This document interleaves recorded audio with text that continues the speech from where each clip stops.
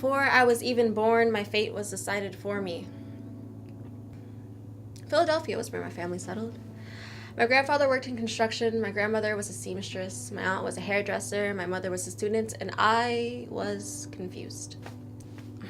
I didn't speak English, and although I didn't speak it, certain words that people shot at me stuck.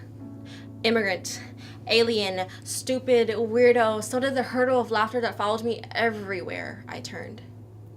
It was hard enough to grow up in an environment foreign to what home really was, but fitting in was something I could never accomplish. The closest I ever felt to fitting in was at home, with the aroma of garlic and spices perfuming from my grandmother's kitchen, and like most grandmothers, she was everyone's mother. Cooking, cleaning, working, providing, doing everything she could to take care of her family on this new soil. She was the first person to show me strength far stronger than any physical strength. She was consistently persistent in keeping a smile on her face.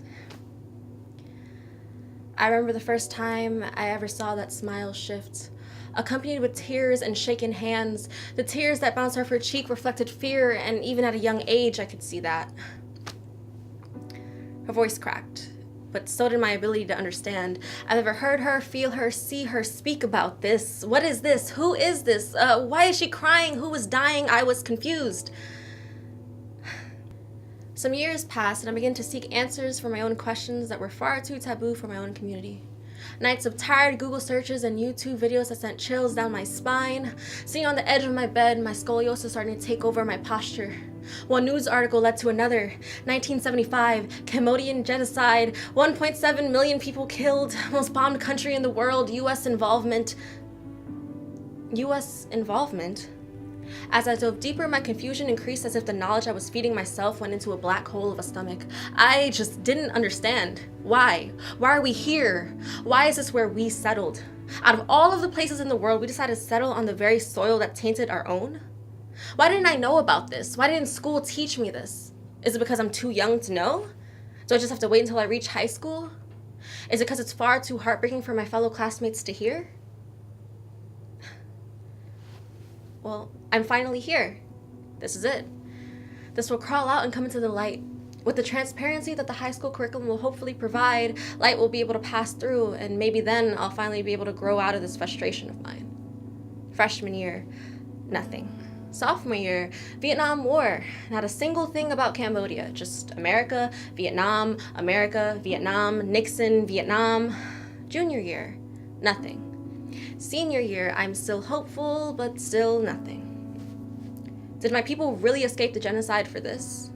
Not only did we settle on the very land that ruined our own, but the people who are here know nothing about us. Did we really survive for this? Did we really survive? I mean, of course we did. We're here.